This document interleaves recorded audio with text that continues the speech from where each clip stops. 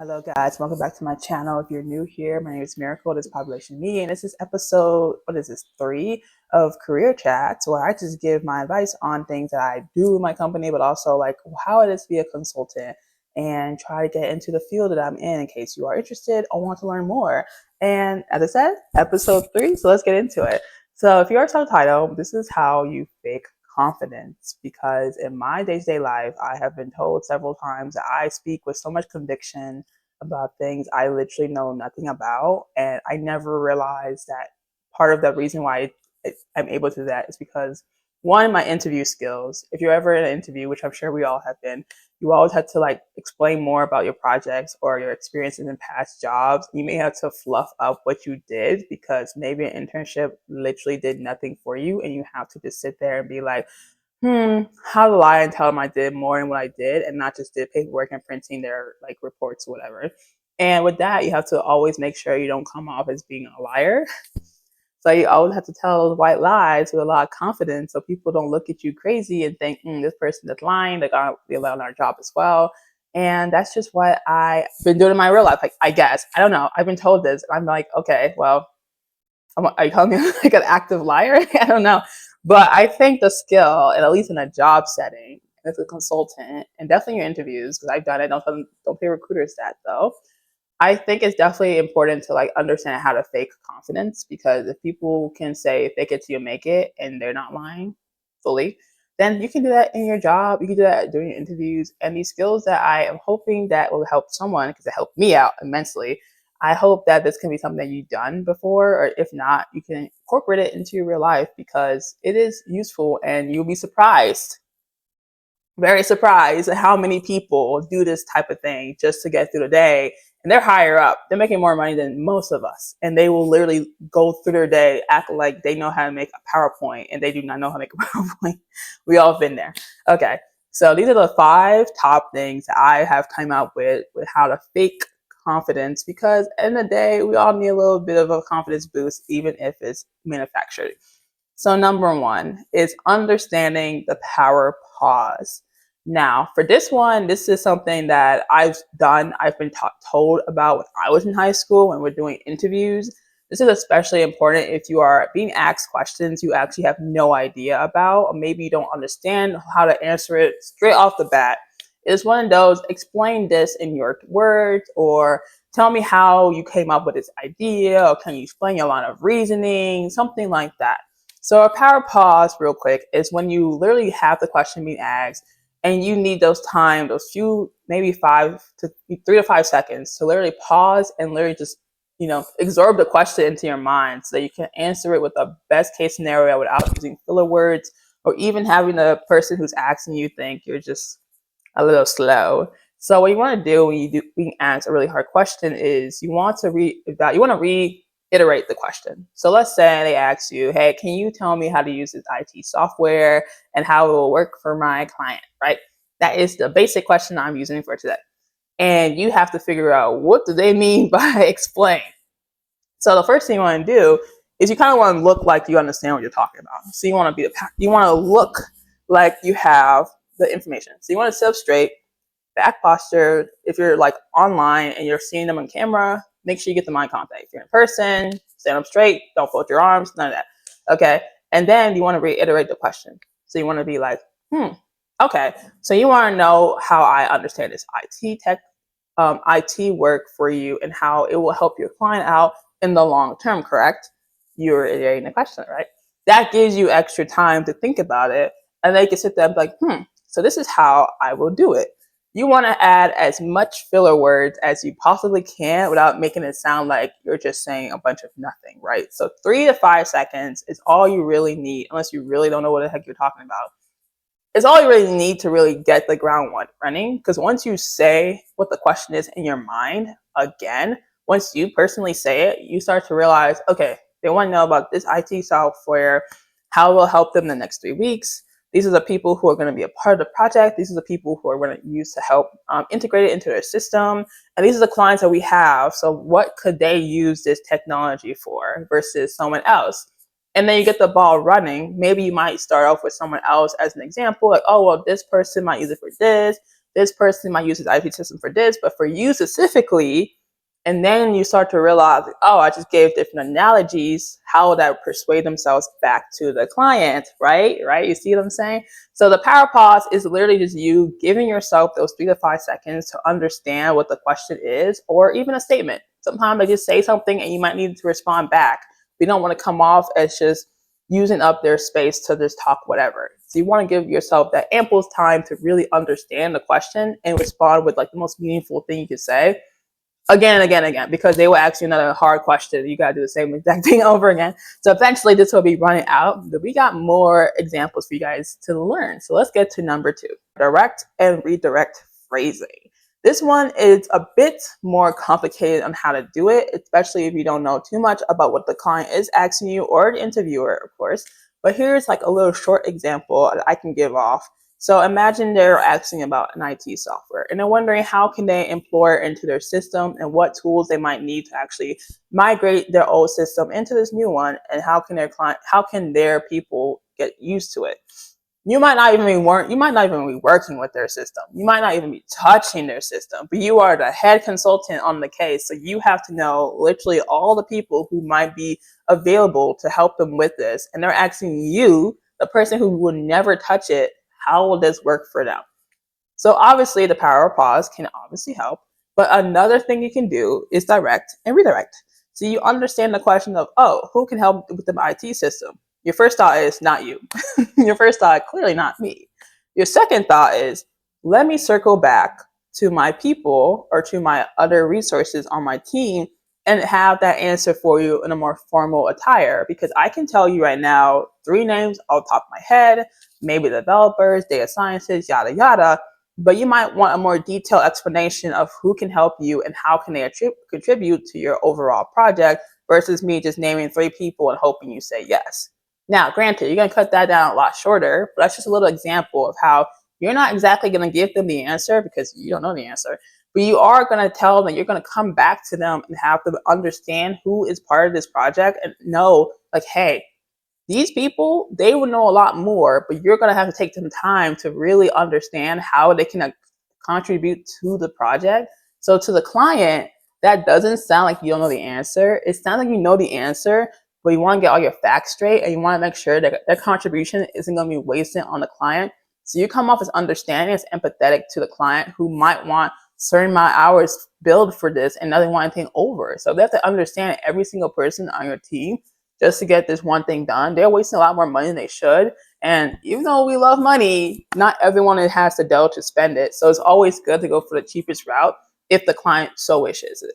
So that can take a little bit more trial and error to do, especially if you don't already know who's on your team, though you probably should if you're a consultant. But if you don't, you can use this example to give yourself ample time to research who's on your team, who do you need to bring on, and what is a contribution, because you did tell your client you were going to research that. So it's twofold, but you also have to understand more about what you're doing on a project, even if you are a bit confused. So that was a little bit tricky. How can you use that in an interview? It's a little bit harder because you can't go back to them. But let's say you have a good answer to a question they had, and maybe it was a little bit more broad. You can go back and say, hey, I need to do more research on this specific topic, but the most broad answer I can give you is X, Y, and Z. But if I want to go more in detail, I would go into these resources to really figure out more about what you're asking me, so I can give you a more step-by-step process of how my brain will work for this and how this can be helpful for your company. Because it doesn't show that you don't know absolutely nothing.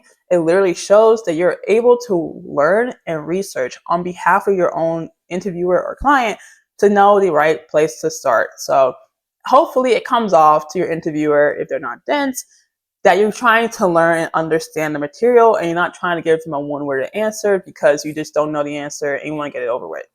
But yeah, so let's go to number 3. Less of wording and more body posture. So these are your body language hacks. You might have done it in your school. Maybe you were taught it before.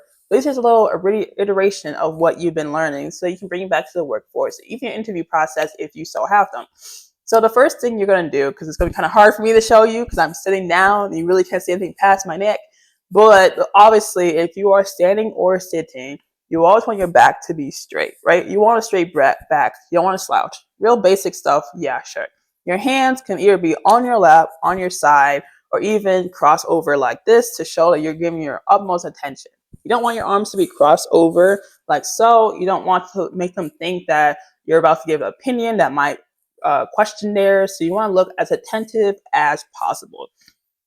If you're in an interview or you're with a client and you're like seeing them talk about a lot of stuff within their business and they maybe want more help on understanding what they could get from you to assist them, pretend you're writing. If you're online and you need time to think or you need time to like really get your thoughts straight, write down something, hold a pen, make them assume that you're going to like revisit this information back with them in a few days, few weeks to really get to know more about them, but also to let them know that you were listening to their words and you weren't just sitting there like looking off at the distance, being like, oh wow, they need help. I'll figure it out when they're offline. You want those things to be shown to the people so they don't come off as being disrespectful in some cases. And then the last body hack that I really have is, obviously eyes forward, right? You don't want to be turning around, looking everywhere all at once. You want to make sure that your focus is on them. Maybe give out some filler words to make sure you're listening, like, yeah, I heard it. And things like that. You don't gotta say all those words. But obviously, if you're online and some people don't put their cameras on, you do want to make sure you seem like you're attentive and you're not just staying quiet the entire time, because anyone can do that. But without camera, you don't want to come off as like, okay, cool. I'll circle back to you in like a week at the end of the 30-minute conversation you just had. It just doesn't come off very helpful. If I needed help and someone only talked to me at the very end of a conversation that I spent 30 minutes talking about, I would definitely think, oh, well, can I trust this? I feel a little nervous. I feel a little unsettled because I don't know if they can help me. So it is nice to make them feel more welcoming, because at the end of the day, you want a client, you want a job. So if you got to do these things, they're very basic. You've done it before. They've just been reevaluated for you because now you're trying to go into the big world to get a real job or a client. So let's go over to number 4, I think. I always forget these numbers. I don't know why, but number 4. Here are just basic words that people say to make them sound super smart when they can be used in the most basic situation and are meaning something that you have heard. Like, for example, you heard people say circle back. Let's circle back to this meeting once we have the full information. That literally just means let's come back together when we know more. That's as simple as they say, but they want to sound more smart because to the client who maybe not have heard these words before, so they have the idea of being like, ooh, la la, this is such sweet words they're using, and it's so sweet. I can't believe these are such big words. They must know what they mean. Yeah, yeah. To us though, we understand that these words are just filler words because they can say leverage, they can say circle back, they can say resources all they want. But we all know what it means, and it just means absolutely nothing. It just means we will come back to you when we have more. We'll use our resources that what we have to really make your work a lot better. And honestly, you could do the same thing too, because when it comes to these jargons, maybe you might not use the exact same words I'm using because your own company might have something different or their culture is different or whatever. But the words that they use, you might want to take advantage of it. I'm not saying the words are amazing and they mean anything crazy or you should use in your real life, because I'm sure your friends don't know these words are unless they're in the same industry as well. I'm sure.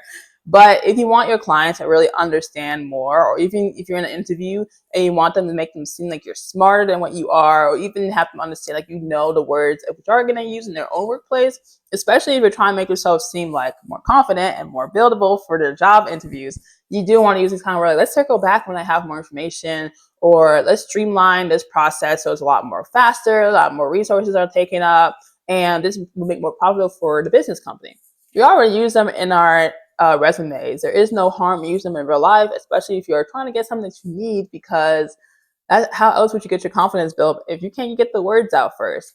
Basic words are also useful in these situations. If you do want to talk about how profits can go higher if you were to actually help them, you could talk about that too. Money speaks a lot of words and they love money. But if you don't know too much about profits and economics and how the future predictions can help and all those other jargons I just said, you should just circle back to what I said before and get to it. But here is number 5.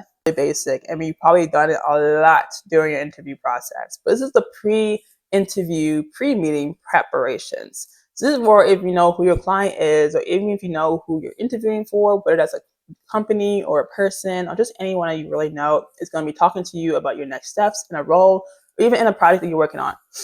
So obviously you want to stalk their LinkedIn. You want to make sure you understand exactly what they stand for and really know like this is what they want for their company, this is what they've done, this is what they're building up to. And you don't have to like repeat all this back to them when you talk to them, because at the end of the day, they know they wrote. They don't need to hear a parrot repeating it.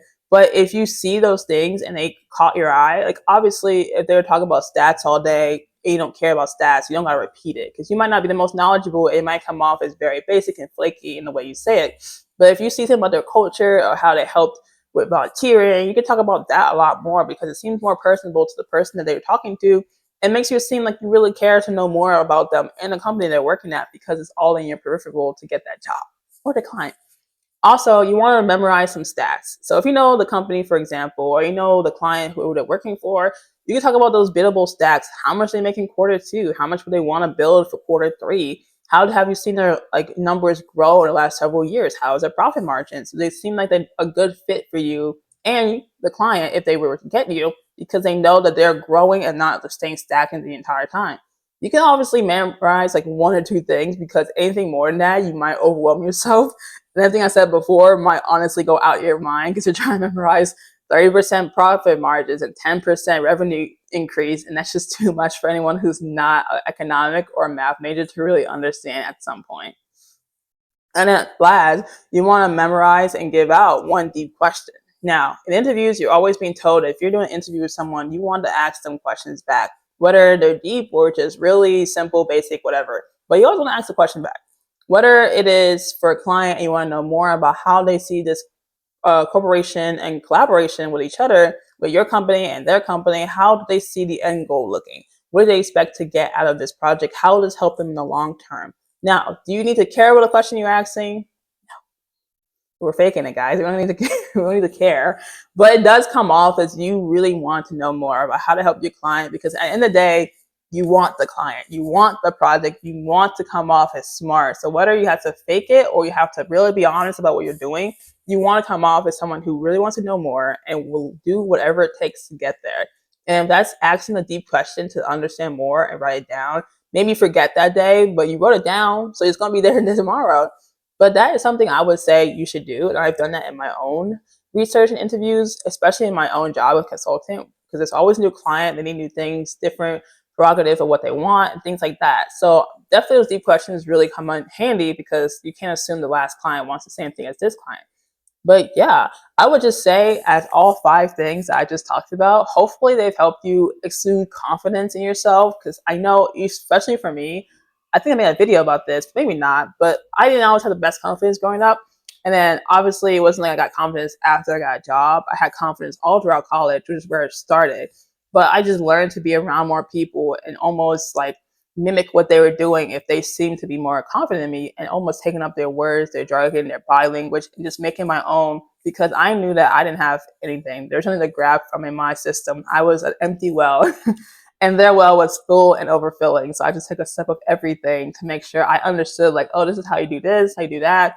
And just make my own person, because you don't want to copy a manager and be a little manager puppet. That's just not what you're doing. You don't want to be, the job is not your life, right? But if you want to use this in real life, you can, obviously. It's just maybe don't use the jargon. Maybe the body language is a lot more better. You want to come off as someone who cares a lot, but also you're you're a baddie. You don't want to come off as someone who is just looking for everyone's approval to see if you're doing the right thing. And that's in a job, in an interview, in real life. And these are just things you can do anywhere, obviously. So hopefully what I told you was somewhat helpful, like every other video I make. Not everything I said will be used in every situation. There are some things you might find more appropriate than others, but at the end of the day, they're just like the most basic things you can do that will obviously level you up, because you will figure out more ways to do things and what is right for you. So hopefully that helped a lot. But thank you so much for watching this video. I hope to see you guys in my next video. Remember to like, share, and subscribe so that you don't miss a new update from my channel. Thank you guys so much. Bye-bye.